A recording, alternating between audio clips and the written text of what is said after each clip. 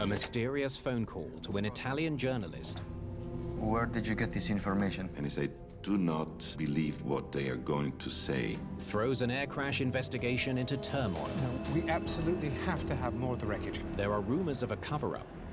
Nobody on the legal side believed us. Investigators suspect foul play. I think it was a bomb. 81 people are killed in an instant. All of a sudden, the aeroplane was in pieces in the sky. It was shot down by a missile.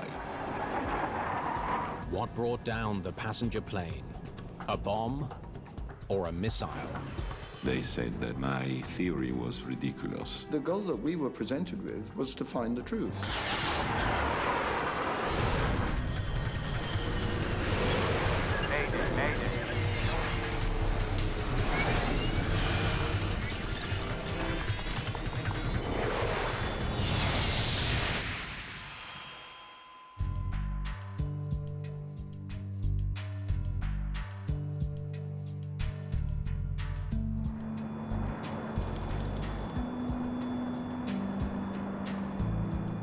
In the glow of the setting sun, Itavia Airlines Flight 870 cruises 29,000 feet above the Mediterranean Sea.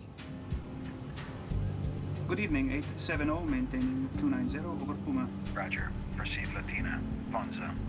Roma, 870. Captain Domenico Gatti and First Officer Enzo Fontana are at the controls of the DC-9. The crew had the kind of experience that you would hope to see with your own particular crew on the flight that you're just about to take. And the flight itself was short and very easy to do. Among the 77 passengers is Alberto Bonfietti, a journalist on his way to meet his family in Palermo. Grazie. Mio fratello Alberto. That Friday afternoon, my brother Alberto took that plane to go to Palermo and meet his wife and daughter, who were already there on vacation. Che già erano in vacanza. The flight from Bologna to Palermo takes about an hour and a half. But just halfway to their destination, First Officer Fontana is running into a problem. Look at this, I'm getting nothing. Try Ponza instead. Nothing. There's no signal from many of the navigation beacons that normally guide pilots towards Palermo. 870, Roma. It's like a graveyard tonight. We haven't found a single beacon working properly. Everything is a bit out. What is your heading? We are at 195. Without the beacons, the pilots need directions from air traffic control. I don't know if you want to keep that heading. Otherwise, You can go right 15 or 20 degrees. Okay, we put in 210. The plane turns and flies into a pocket of turbulence. High-level turbulence, it's just like, it's like being on a road which has got potholes in it.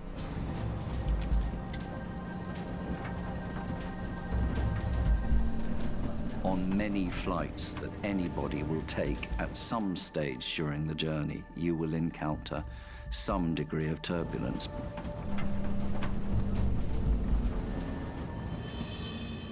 The pilots hope a lower altitude will give their passengers a smoother ride.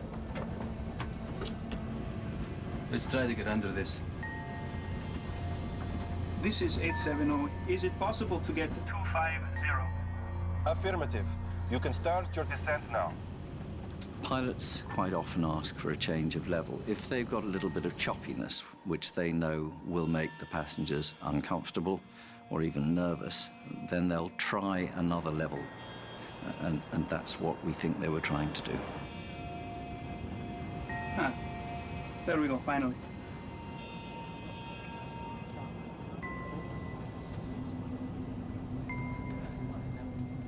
There's more good news. Palermo's coming in well. The navigation beacons are now working. And we have the Ponza DME. Good. Call back for descent. Thank you for everything. We'll call you for descent. 870. The controllers will have no further contact with the pilots until they begin their landing.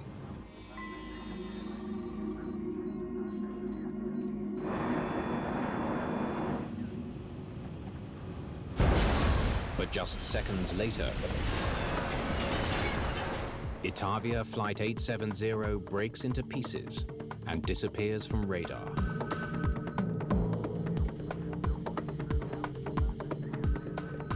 Itavia 870, Rome.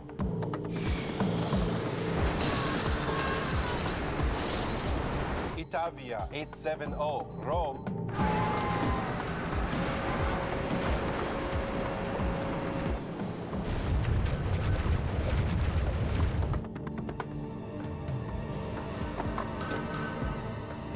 We're missing a flight. Itavia 870. It's gone. Flight 870 has crashed into the Mediterranean Sea. It's very surreal for a controller to go through an experience like that, because you can't quite believe what you're seeing. I mean, accidents are very, very rare. So when you're a part of one, when you're watching one happen, you don't quite believe it. By morning, Italian search and rescue teams are scanning the waters near the plane's last known position. Family members waiting at the airport are told only that the plane is missing, its fate unknown. The first words we heard were that the plane was assumed to be lost. Searchers soon confirmed the worst. There are no signs of any survivors. All 81 passengers and crew are dead, including Alberto Bonfietti. I bought my brother's ticket for that damn flight, and I never saw him again. The loss of Flight 870 makes news around the world. There seems to be no way to explain why a modern airliner fell from the sky so suddenly. Andrea Purgatori is a well-known reporter for one of Italy's largest daily newspapers. In 1980, I was an investigative reporter for Corriere della Sera, which was and is still the most important newspaper in Italy. On the night of the crash, he gets an astounding phone call. I received a phone call from an air traffic controller in Rome. Where did you get this information? And he said, I cannot talk to you long from this phone, but do not believe what they are going to say, because it was shot down by a missile. The source points him toward a controversial theory. Flight 870 was caught in the crossfire during a dogfight between NATO and Libyan jets. There was a situation of tension in the Mediterranean, which was very close to, the tension you have before a war. In 1980, the Mediterranean is a military hot zone. Italy lies just across the sea from Libya. It's an outlaw nation ruled by Colonel Muammar Gaddafi, an international pariah. At that time, Gaddafi was like Saddam Hussein or Osama bin Laden for the United States and most of the Western world. Has the political tension between Libya and the West somehow claimed the lives of 81 innocent people? Yes. I can guarantee your identity is safe with me. Purgatori is convinced he's on the verge of breaking a major international story. That was a kind of story that, as a reporter, you can, find probably once in your life, once in your career. Okay, let's meet. But it will take more than 30 years to find out what really happened that night in the skies over Italy.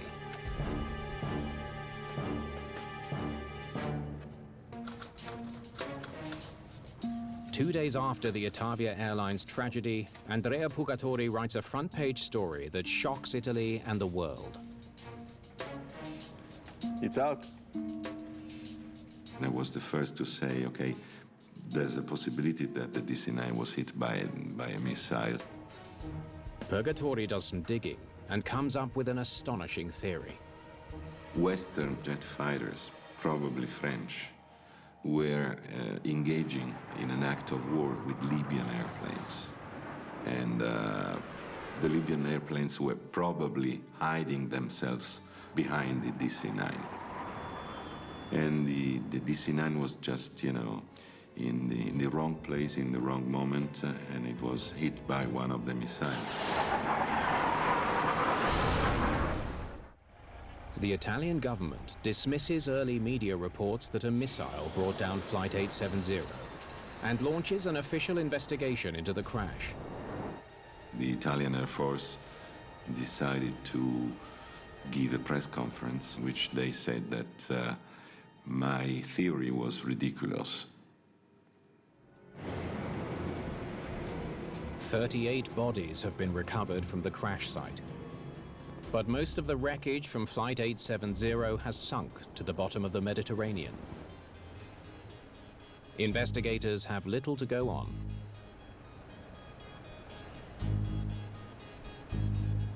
Is this all we have?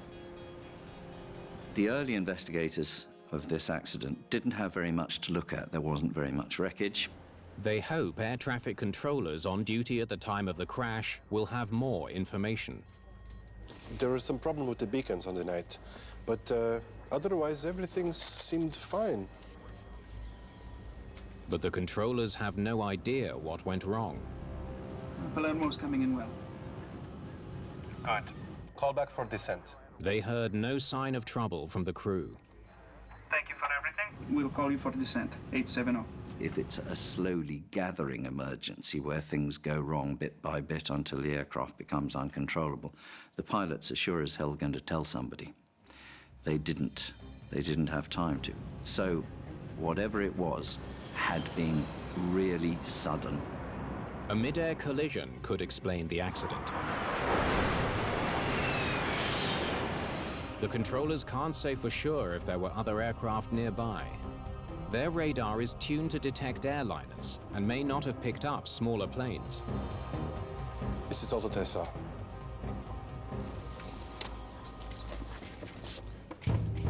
Investigators need a solid lead. They have no proof that a missile brought down the plane, but there's no proof of any other cause either. We need to look at every possible explanation.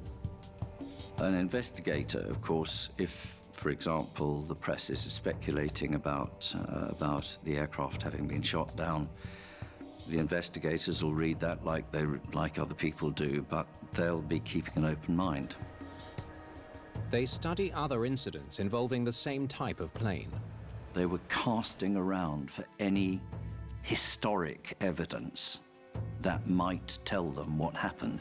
They learned that in the last decade, 4 other DC-9s suffered structural failures. If the Itavia plane broke apart because of metal fatigue or a design flaw, thousands of lives could be at risk. But the research sheds no new light on the crash. This one landed safely. In each previous emergency, the pilots have enough warning to take action. This one too. And land their planes safely. We've got nothing here.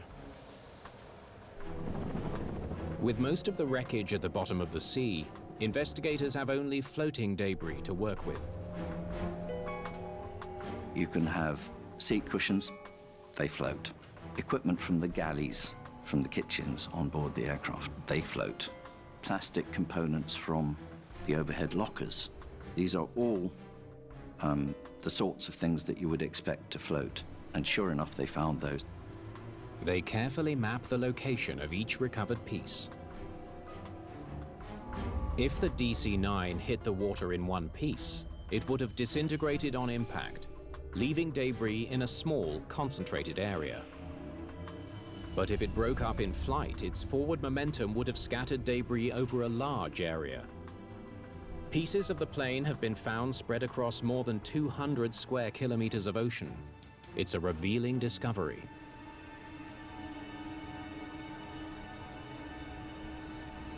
Too far apart to have happened on impact. The crew didn't know it was coming. Air traffic control didn't know it was coming.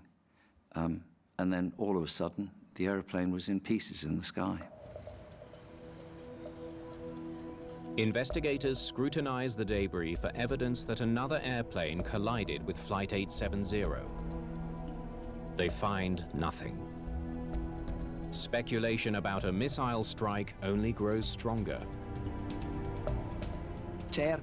Certainly there were many reports. The newspapers, the television, the media talked about it a lot. Hanno ben parlato. Okay. Investigators hope a detailed analysis of the radar can give them some answers. They want to know if there was anything else in the skies that could have brought down the plane. They contact John McAdoo of the U.S. National Transportation Safety Board. All right, let's see what we can see. McAdoo is well suited for the job.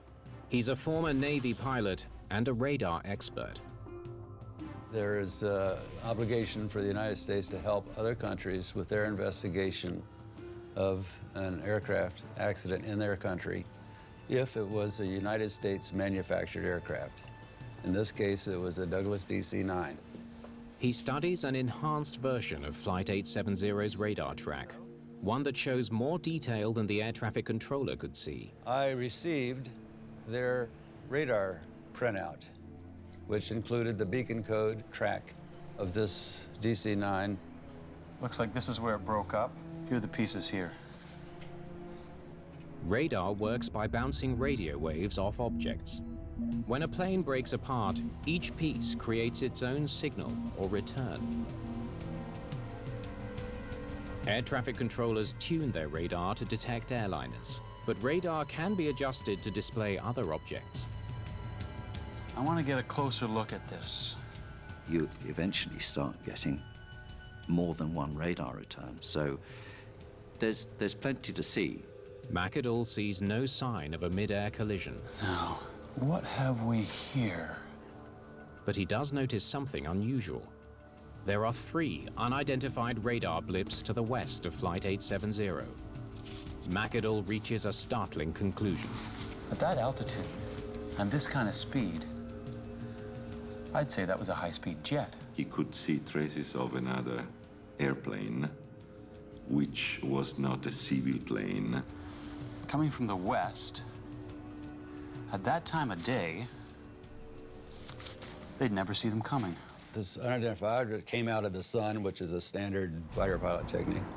Blinded by the sun, the DC-9 pilots would have had little chance to spot an incoming jet. I told him that it was possible that something was fired from another aircraft. It was quite clear that it was a fighter shooting a missile. McAdoo's analysis makes it more likely than ever that a fighter jet was flying near the DC-9.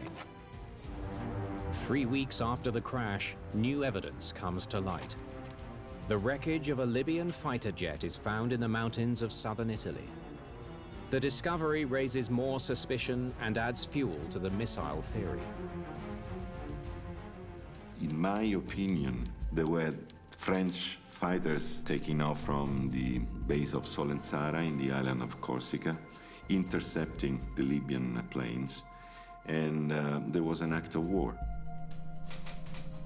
For reporter Andrea Purgatori, the crashed fighter confirms his belief that Flight 870 was an unintended casualty in a secret skirmish between NATO and Libyan jets. Were the French firing to the Libyans or the Libyans firing to the French? This is difficult to say, but then the French fighters tried to chase the Libyan plane until it crashed on the mountains of Calabria in the southern part of Italy. The aircraft disappeared. There was an explosion. Was it a missile? Certainly, I thought, yeah, this is going to be distinctly possible. So far, the evidence for a missile strike is circumstantial. Then investigators get a lucky break. They come across an intriguing clue, a piece of shrapnel embedded in the body of a passenger. If they can identify where it came from, it might tell them what caused the explosion. There's something I would like you to see. Italian investigators travel to Washington with the piece of metal. Welcome to Washington, sir. Grazie. Is this it? Yes. They ask the NTSB's John McAdoo to help identify it. Okay, let's take a look at it. It was about that size of a pin, slightly curved, okay, flat on one side. Now, where are you from? It was found in the thigh of one of the passengers. At NTSB, we had structural schematics of the entire DC-9. And based on what I thought about missiles, I started looking at the middle of the aircraft. The type of metal hints that it's from outside the cabin. We're going to need to look at the wheel wells. We went and looked in both wheel wells and matched this piece of metal up with the curved ribbing, unique ribbing on this panel. Next. Under the right wheel well, not the left wheel well. It wouldn't match the left wheel well.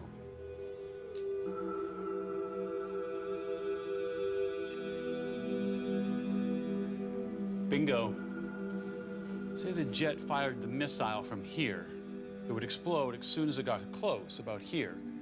That would drive the shrapnel, including our piece from the wheel well, into the cabin.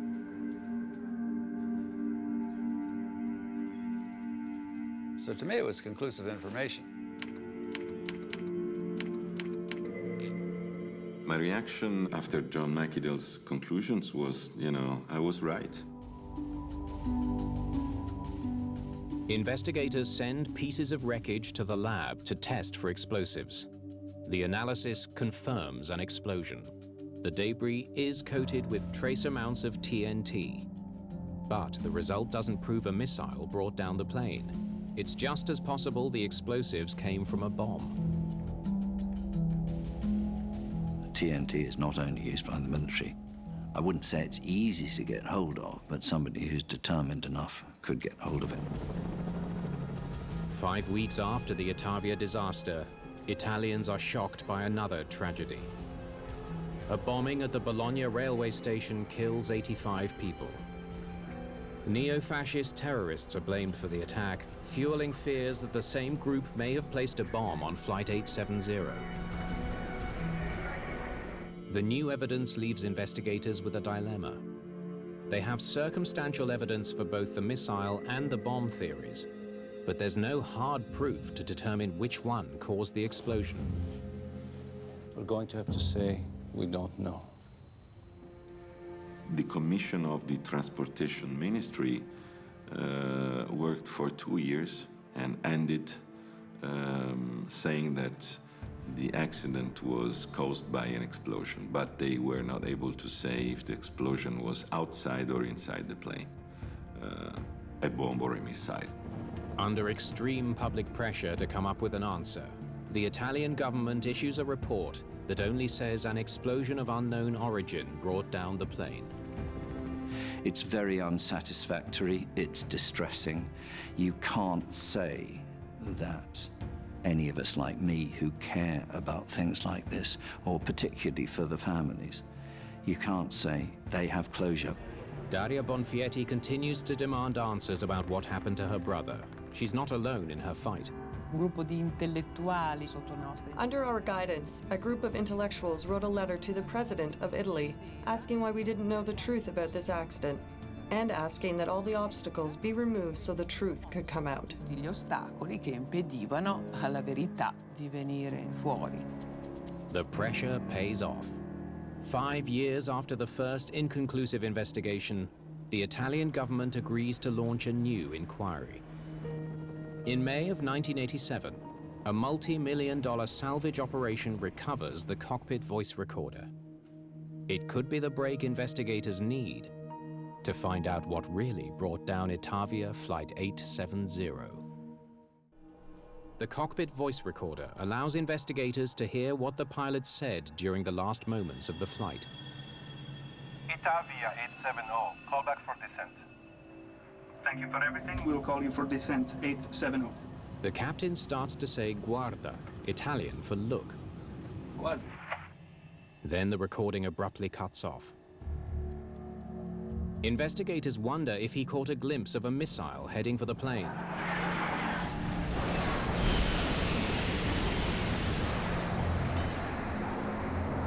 It's what you would expect someone to say if they saw something that was really strange coming toward you.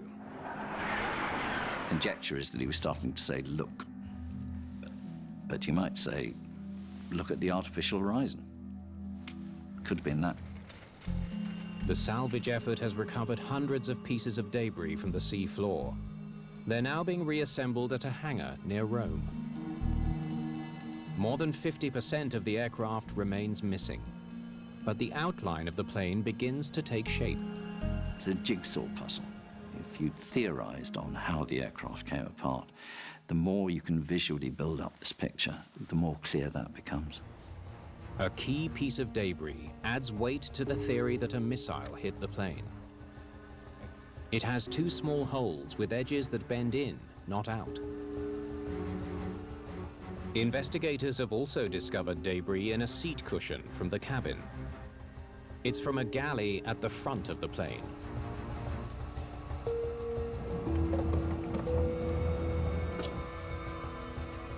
If a missile exploded near the front of the plane, it might have blown the piece towards the back. But there's too much wreckage missing to reach a definitive conclusion. It's not much to go on. We have some wreckage, we have some evidence from radar, but it's not primary evidence. The real evidence is the bits of airplane. Italian investigators are under intense pressure to announce what blew the plane apart. People started to say, tell us exactly what happened to this airplane.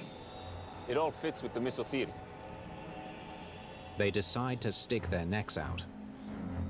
In 1989, they release an accident report that concludes the explosion was probably caused by a missile fired from an unidentified aircraft.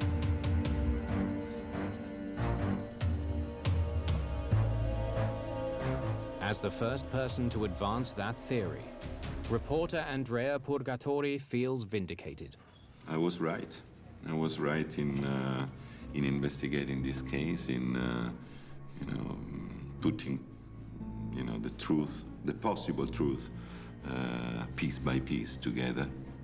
Because of this, and only from this moment, we, the relatives of the victims, started to say the DC-9 was hit by a missile.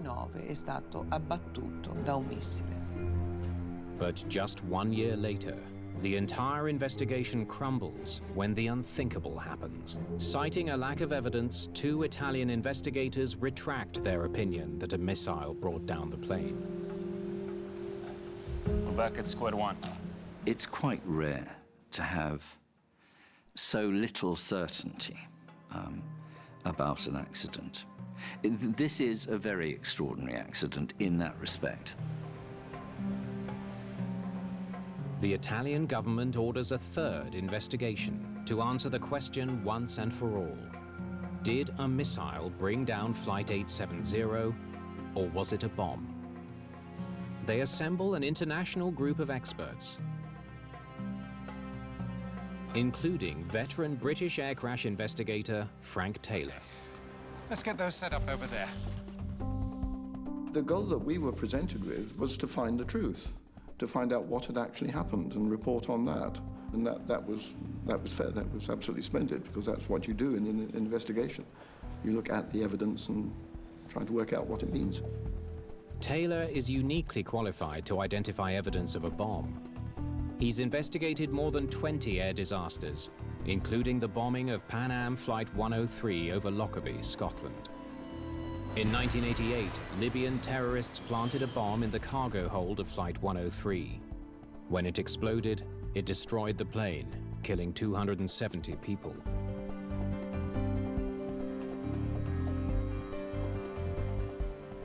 Engineer Göran Lilja of Sweden is also on Taylor's team. He told me that it was a controversial air accident that had happened in the past, and that there was suspicions about the military involvement and a cover-up. Taylor is immediately concerned by how little wreckage has been recovered from Flight 870. Is this all the wreckage you've got? We're surprised that anybody came to any conclusion at all on the evidence we have, other than that it was almost certainly an explosion of some sort, somewhere. Well, the first thing we've got to do is find the rest of this plane. Taylor's first job is to convince the government to fund a new search. Yes, could you put me through, please? It could cost millions, and there's no guarantee it will solve the case. No, we absolutely have to have more of the plane. The basic conclusion from what we inherited was that we needed to recover more wreckage, and we said so very clearly. There's no way to make any conclusions without more of the wreckage. Yeah. Okay, thanks very much. Thank you, bye. If anyone can find the wreckage, it could be Taylor. During the Lockerbie investigation, he helped create a software program to locate widely scattered debris. You have two effects. How far a piece will travel in the direction that the aircraft was originally traveling, and how far it'll be blown downwind by whatever winds there are. But the computer can do this very easily. Taylor convinces the Italian government that his program can find more wreckage. Okay. Altitude around 24,000. They approve his request for a new salvage operation. Wind is westerly, about 100 knots. But the pressure's on to deliver.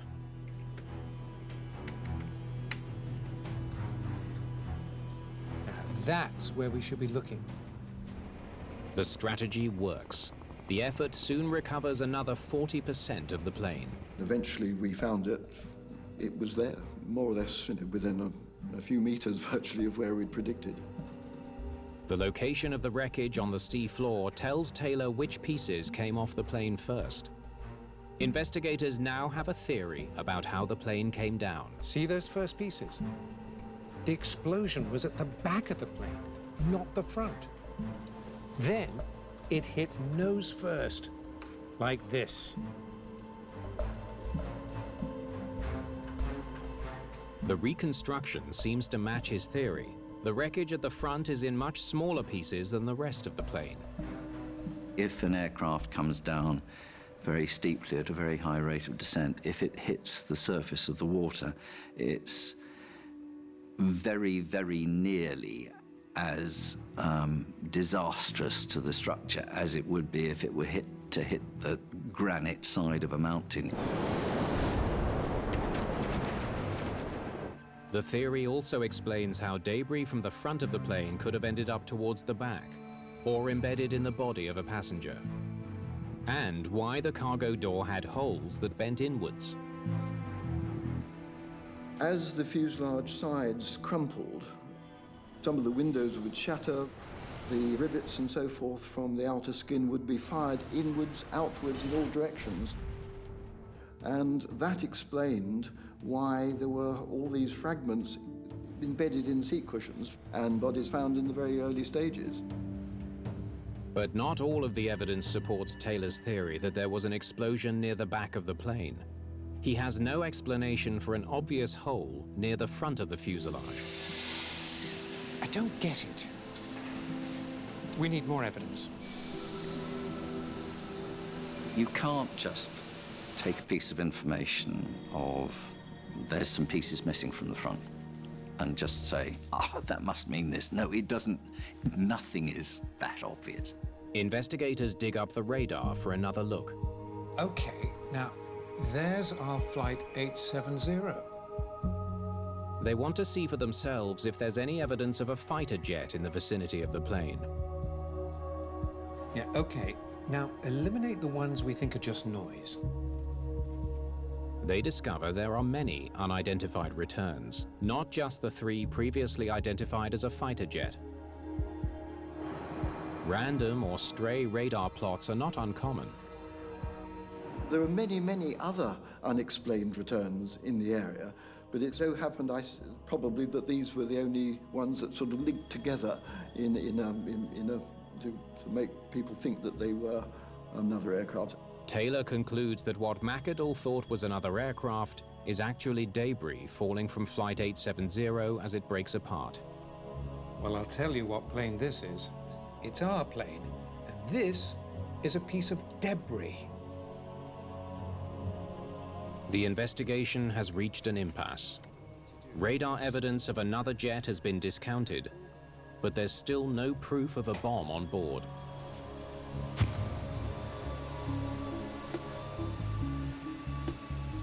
Then Frank Taylor notices something odd near the back of the plane. There are a number of small, crumpled pieces of debris mixed in with areas that are nearly untouched. Something's not right. For Frank Taylor, it's a sign the debris has been placed in the wrong location. Basically, it just looked wrong. The progression of damage from intense crumpling, very small pieces, to very large pieces, and then back to small pieces just did not make any sense at all. One piece of wreckage stands out.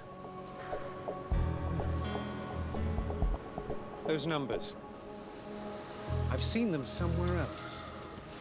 I came across quite a large piece of skin which had got penciled numbers written on the inside close to the stringers. Those are the horizontal stiffening pieces along the fuselage. I had never seen that piece before, but I remembered somewhere seeing another piece with penciled numbers on.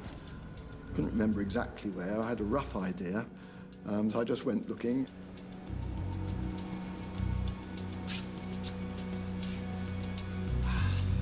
Gotcha! Can you remove that piece for me, please? And eventually I found it in the forward fuselage, and the numbers ran consecutively from the piece in the forward fuselage to the piece on the rear. Okay. A little bit further down, a little bit further down, a little bit further. That's it. That's where you belong. Lovely. Could you wire those in? And that was the first bit, and that gave us then total confidence that, yeah, okay, this is going to work. Once all the debris is checked and moved to the correct position, evidence of a missile hit on the front of the aircraft is gone. We could quite clearly see that there'd been no explosion of a missile outside in the areas that previous commissions, going right back to the early stages, had predicted. We had brought up most of the skin of the airplane, so a pattern of missile debris would have been seen somewhere at least, but there was no sign of that at all. The reassembled fuselage reveals a new hole at the back of the plane. It appears to have been caused by a bomb. Have a look what we've got. Yes, well, we know what that is. Investigators study more wreckage from that part of the plane. What have we got here? Ha! Well, look at you. The steel wash basin has been bent upwards by an explosion. Just what investigators would expect to see if a bomb exploded in the rear lavatory. Yeah. The more we discovered, the more they all pointed back to an explosion in the rear toilet area. Taylor and his team finally have enough evidence to say what brought down Itavia Flight 870.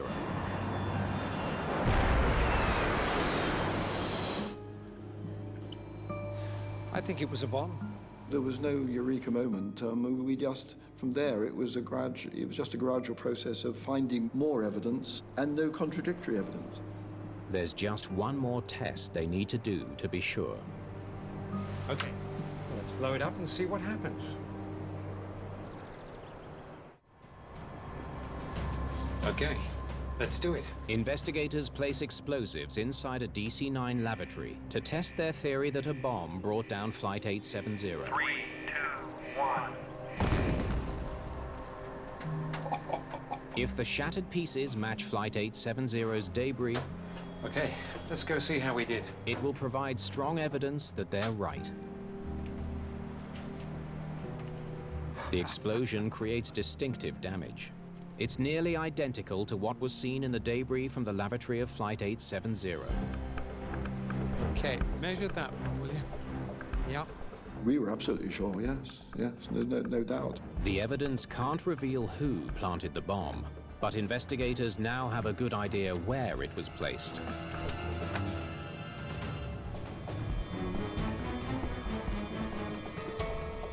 The bomb was probably small enough to hide inside the tissue holder, or behind the wash basin. You can put something in there, you can reach around behind that and get closer to the aircraft skin. Based on the physical evidence, the aircraft's last radar return, and the location of debris, investigators now have a clear picture of Flight 870's final moments. Itavia 870. Call back for descent. Thank you for everything. We'll call you for descent 870. What? There's an explosion close to the pylon of the right-hand engine, which caused the right-hand engine to come off. In less than 10 seconds, the plane breaks apart and plunges into the sea. In 1994, after 4 years of work, Frank Taylor's team files its report. For the first time since the disaster, investigators claim to have indisputable evidence that a bomb blew up Flight 870. Frank Taylor's team didn't reach any conclusions except ones which were based on hard physical evidence. There was no theorizing going on. Taylor's report is the last word on the technical investigation of the Itavia tragedy. But in Italy, his findings are overshadowed by an ongoing judicial inquiry that has been consumed with the missile theory since the beginning. In Italy, really, the judiciary just seemed to be able to ride roughshod over whatever's happening. Well, we were told that, in effect, that our report was useless. The judiciary in Italy just found Frank Taylor's findings inconvenient. I don't think they ordered it not to be published. They just made a decision that they wouldn't publish it. Most Italians still believe in the missile theory, despite scientific evidence to the contrary. The public opinion was much more intrigued by the possibility that there was a cover-up, military or political cover-up. In 2013, at a hearing to assign financial liability for the accident, the Italian Supreme Court rules that a missile of unknown origin shot down Flight 870 and orders the government to pay 100 million euros to the victims' families. The ruling is a relief to the families, but leaves some wondering if important evidence was ignored. I'm sorry, but Italy is a dreadful place to have an aviation accident. And if you want the truth, you're less likely to find it there than just about anywhere else in the world. For air accident investigator Frank Taylor, the evidence speaks for itself. We discovered quite clearly that somebody had planted a bomb there, but nobody on the legal side, it would appear, believed us, and therefore, so far as we're aware, there has been no proper search for who did it, why they did it, or anything else. As an engineer and an investigator, I cannot see why anybody would want to consider anything other than the truth.